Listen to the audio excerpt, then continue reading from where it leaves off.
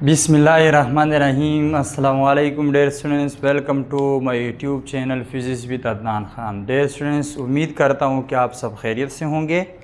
अच्छा, आज जो टॉपिक है हमारा वो है basically Newton first law of motion. ठीक है, तो हमने चैप्टर जो 3 था डायनेमिक्स का, यानी 9 फिजिक्स का जो चैप्टर 3 डायनेमिक्स था उसको स्टार्ट किया था। उसका फर्स्ट जो टॉपिक था फोर्स, वो हमने डिस्कस कर लिया है कंप्लीटली। जो है उसके टाइप्स, उसकी डिफिनीशन, उसका कंसेप्ट, उसकी कुछ एग्जांपल, ये सब हमने कर लिए थे। अब आज जो हमने पढ़ना है वो न्यूटन का फर्स्ट लॉ है। ठीक है, आज फर्स्ट लॉ ऑफ न्यूटन को डिस्कस करेंगे। थोड़ा सा उससे पहले आपको मैं बता दूं कि न्यूटन्स लॉस ऑफ मोशन जो है ये क्या है, कि यानी हमारे पास जो सर आइजैक न्यूटन था उसने 1687 के अंदर फोर्स और मोशन के दरमियान हमें रिलेशन बताया। ठीक है, यानी न्यूटन ने मोशन जो है हो रही है उसके पीछे का जो काज है जिसको हम फोर्स कहते हैं, उसके हवाले से रिलेशन हमें बताया उन दोनों के दरमियान। फिर उसने हमें कुछ लाज दिए। ठीक, यानी न्यूटन ने फिर उसी के बेस पे मोशन का जो अफेक्ट है जिसको फोर्स कहा जाता है, उसके बेस पे फिर हमें 3 किस्म के लाज दिए जिनको न्यूटन्स लॉज ऑफ मोशन कहते हैं। ठीक है, फर्स्ट लॉ ऑफ न्यूटन के, second law and third law, तो 3 लॉज जो है हमें दिए न्यूटन ने फोर्स यानी मोशन हो रही है उसके पीछे का जो काज है उसके हवाले से।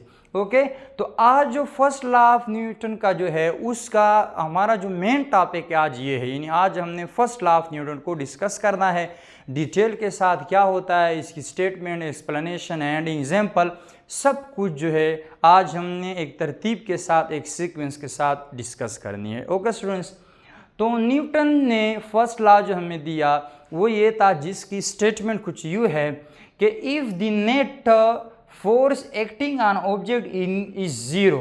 ठीक है, यानी अगर आपके पास किसी zero, the object will maintain its state of rest और ऑफ यूनिफॉर्म मोशन या कांस्टेंट वेलोसिटी।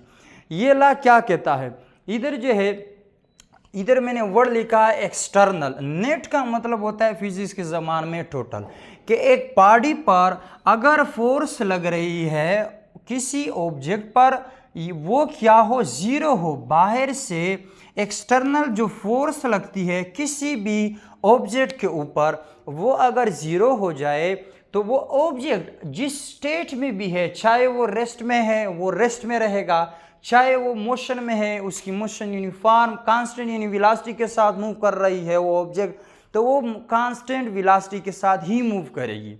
ठीक है, इसका सिंपल कंसेप्ट क्या है, यानी ये लॉ क्या कहता है कि अगर एक ऑब्जेक्ट या एक बॉडी, उसकी जो स्टेट है वो रेस्ट है तो वो रेस्ट पे रहेगी, अगर कोई बॉडी मोशन में है तो वो मोशन में रहेगी। कब तक रहेगी, जब तक हम उस पर बाहर से कोई फोर्स एक्सर्ट ना करे, उसकी स्टेट, उसकी हालत को चेंज ना करे। यानी अगर एक बॉडी रेस्ट पर है, हमने उसको मोशन में लाना है तो हमें क्या करना पड़ेगा, बाहर से कोई उस पर फोर्स अप्लाई करनी पड़ेगी जिसकी वजह से वो बॉडी मोशन में आएगी। इसी तरह अगर कोई बॉडी मोशन में है और हमने उसके स्टेट को चेंज करना है, उसको रेस्ट में लाना है, तो हमें क्या करना पड़ेगा, उस पर फोर्स अप्लाई करनी भी, एक्सटर्नल फोर्स अप्लाई करनी पड़ेगी। तो बेसिक जो इसका कंसेप्ट यही था कि बॉडी जो है, कोई भी बॉडी वो एक स्टेट में अगर है, या वो रेस्ट में है या वो मोशन में है, तो वो उसी में रहेगी उस वक्त तक, if the net external force जो है उस पर जीरो, यानी हम उस पर बाहर से कोई फोर्स अप्लाई ना करें, उस वक्त तक वो रेस्ट में रहेगी। जो मोशन में बॉडी है वो मोशन में रहेगी। तो थोड़ा सा एक्सप्लेनेशन में अगर हम इसकी मजीद जो है इसको थोड़ा सा एक्सप्लेन करें एग्जाम्पल के साथ। अच्छा, सबसे पहले ये जो स्टेटमेंट है फर्स्ट लॉ की, इसके बेसिकली 2 पार्ट है। एक है बॉडी एट रेस्ट और दूसरा है बॉडी इन मोशन। बॉडी का रेस्ट पे होना, बॉडीज का मोशन में होना। ठीक है, यानी जो बॉडी रेस्ट में है वो रेस्ट में रहेगी, जो बॉडी मोशन में है वो मोशन में रहेगी, जब तक हम बाहर से इन पर कोई फोर्सेस अप्लाई ना करें। तो ये उसका बेसिक जो कंसेप्ट था वो ये था, ठीक है, कि बॉडी की हालत को अगर हमने चेंज करना है तो हमें चाहिए कि हम बाहर से उस पर एक्सटर्नल फोर्स अप्लाई कर दें, वरना उस बॉडी के स्टेट में कोई भी चेंज नहीं आता, ठीक है। तो बॉडी की स्टेट को चेंज करने के लिए हमें बाहर से एक्सटर्नल फोर्स अप्लाई करनी होगी, वरना जो बॉडी रेस्ट पर है वो रेस्ट में रहेगी, जो मोशन में है वो मोशन में रहेगी। अच्छा, बॉडी एट स्टेट, पहला जो पार्ट है इसकी स्टेटमेंट का या इस लॉ का, उसको डिस्कस करते हैं। इसका क्या मतलब है? Body at state, the first part of the law states that a body at rest will remain at rest if no net force on it. तो पहले पार्ट इसका क्या है? वो यही है कि the first part of this law कि एक बॉडी अगर रेस्ट पर है वो हमेशा रेस्ट पर रहेगी इफ नो नेट, कब तक? जब तक हम उस पर कोई फोर्स अप्लाई ना कर दे या कोई नेट फोर्स उस पर एक्ट ना हो रही हो, तब तक वो बॉडी, अगर बॉडीज रेस्ट पर है वो रेस्ट पे रहेगी।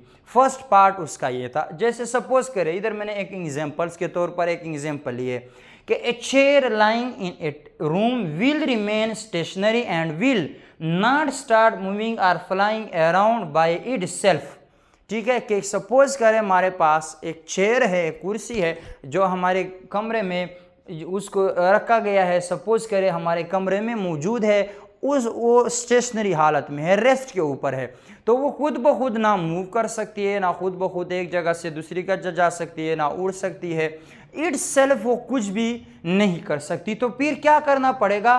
कब तक? Unless someone moves it by applying a net force, तब तक वो उसी हालत में रहेगी जब तक कोई जाकर उस पर बाहर से कोई फोर्स अप्लाई ना कर दे।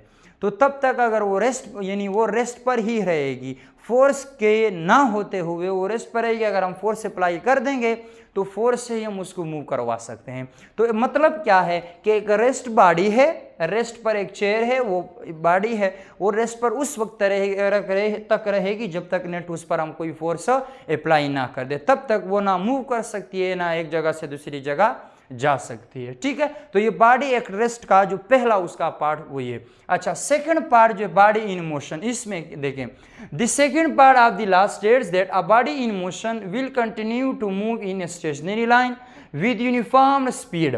के सेकंड पार्ट जो है इस लॉ का ये कहता है कि एक बॉडी उस वक्त तक मोशन में रहेगी, उस वक्त तक वो अपनी मोशन को कंटिन्यू रखेगी, एक यूनिफॉर्म स्पीड के साथ वो मूव करेगी एक स्ट्रेट लाइन में, जब तक इफ नो नेट फोर्स, यानी तब तक रहेगी जब तक उस पर बाहर से कोई फोर्स अफेक्ट ना हो, तब तक वो मोशन में है तो वो मोशन में ही रहेगी, अगर कोई फोर्स उस पर अफेक्ट नहीं हो रहा। हाँ, अगर फोर्स उस पर अफेक्ट हो जाए तो जाहिर बात है उसकी स्टेट जो है वो चेंज हो जाएगी। जैसे सपोज करें फॉर एग्जांपल, ये सेकंड जो पार्ट है इसको स्टूडेंट्स को समझने में थोड़ा सा मुश्किल होता है, इसको थोड़ा सा डिटेल में हम समझते हैं। देखिए एग्जाम्पल्स के तौर पर कि if we roll a ball it come to rest after some time, कि हम कहते हैं कि बॉडी अगर मोशन में है तो वो मोशन में रहेगी, लेकिन अगर हम एक बॉल को ले लें, उसको किक कर दें या उसको रोल कर दें, तो वक्त के साथ वो, यानी कुछ वक्त के बाद आफ्टर सम टाइम वो क्या हो जाती है? रेस्ट पर आ जाती है। तो ऐसा क्यों होता है? लेकिन अगर हम इसको मज़ीद सही केयरफुल के साथ इसको स्टडी करें, but careful study of moving ball shows that there are force, अभी यानी उस, हम अगर इसको सही से स्टडी करें, उसको सही से जज करें, तब हमें पता चलता है कि नहीं, वहाँ पर भी फोर्सेस इफेक्ट हो रही है। कौन सी? एक होते हैं फ्रिक्शन, जिसको हम रगड़ कहते हैं, एक होता है एयर रेजिस्टेंस, हवा की जो मुज़ाहमत है जिसकी वजह से वो बॉल रुक जाती है, विच जो क्या करती है? Oppose the motion of the ball, motion के बॉल की जो मोशन है उसको अपोज करती है, अपोजिशन शो करती है बॉल की मोशन में के along। अच्छा, दिस मीन दैट, इसका मतलब ये है that object would continue in motion in a straight line forever, यानी इसका मतलब ये है कि कोई ऑब्जेक्ट जो है वो अपनी मोशन को हमेशा के लिए कंटिन्यू, फॉर एवर जो है वो कंटिन्यू रखेगी, यूनिफॉर्म उसकी स्पीड होगी। कब तक? If the force opposing of the motion of the object are removed, अगर हम उसके अपोजिशन में जो फोर्सेस हैं उसको हम रिमूव कर दें तो कोई ऑब्जेक्ट या बॉडीज वो क्या है? वो हमेशा मोशन में ही रहेगी। यानी अगर फोर्सेस को हम हटा दें तो मोशन जो है उसकी यूनिफॉर्म होगी। तो इस पार्ट का ये मतलब है, सिंपल कंसेप्ट ये है कि बॉडी अगर मोशन में है तो वो मोशन में रहेगी जब तक हम बाहर से कोई एक्सटर्नल फोर्स ना लगाएं। इसी तरह पहले पार्ट का भी यही है कि बॉडी उस वक्त तक रेस्ट में रहेगी जब तक हम बाहर से उस पर कोई फोर्स अफेक्ट ना करे या हम कोई फोर्स अप्लाई ना करें। अब इधर एक और चीज़ आ जाती है, एक छोटा सा कंसेप्ट एक और आ जाता है, इनर्शिया। कि Newton first law is also known as law of inertia. कि न्यूटन का जो फर्स्ट लॉ है इसको हम लॉ ऑफ इनर्शिया भी कहते हैं। ठीक है, अब सवाल आता है व्हाट इज इनर्शिया, इनर्शिया क्या है, इसको थोड़ा सा समझते हैं। ठीक है, इनर्शिया यहाँ पर मैंने डिफिनीशन लिखा है, inertia is the property of a body which opposes any change in its state of rest और मोशन। इनर्शिया बॉडी की ही एक प्रॉपर्टी है जो क्या करती है, अपोजिस करती है अपनी हालत में, यानी रेस्ट और मोशन। यानी अगर एक बॉडी है उस रेस्ट पर है तो वो रेस्ट पर ही रहना चाहती है, और अगर एक मोशन में है बॉडी तो वो भी मोशन में ही रहना चाहती है। तो न्यूटन भी यही कहता है कि अगर बॉडी रेस्ट पर है वो रेस्ट पर रहेगी, अगर मोशन में है तो मोशन में रहेगी। तो फर्स्ट लॉ में भी यही हमने कहा है। तो बॉडी की प्रॉपर्टी भी वही कह रही है, इनर्शिया जो है कि बॉडी जो है उस अपोजिशन शो करती है अपने स्टेट में, वो अपने स्टेट में चेंज नहीं देखना चाहती, तो उसकी ये प्रॉपर्टी क्या कहलाती है, इनर्शिया। इसलिए फर्स्ट लॉ ऑफ न्यूटन को लॉ ऑफ इनर्शिया भी कहते हैं। ये एक इंपॉर्टेंट एमसीक्यूज है। ठीक है, अच्छा फिर मैथमेटिकल फॉर्म अगर हम देखें, mathematically first law can be express as, Newton का जो फर्स्ट लॉ है उसको मैथमेटिकल इस तरह हम रिप्रेजेंट कर सकते हैं कि F not is equal to zero. कि अगर एक्सटर्नल फोर्स या टोटल फोर्स बॉडी के ऊपर जीरो है तो उसकी वेलोसिटी में कोई चेंज नहीं आएगा, उसके एक्सेलरेशन में कोई चेंज नहीं आएगा।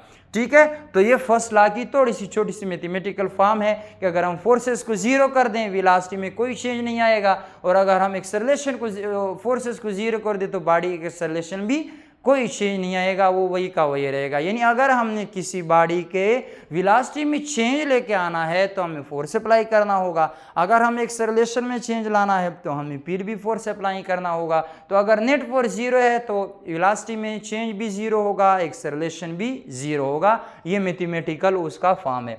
अब एग्जाम्पल के तौर पर मैंने एक और एग्जाम्पल लिखी है कि सपोज करें हमारे पास when we give a jar to the branch of tree then the fruit down, कि जब हम दरख्त को क्या करते हैं, झटका देते हैं, उसको झाड़ करते हैं, तो उससे क्या होता है, जो उसके ऊपर पल है वो गिर जाते हैं।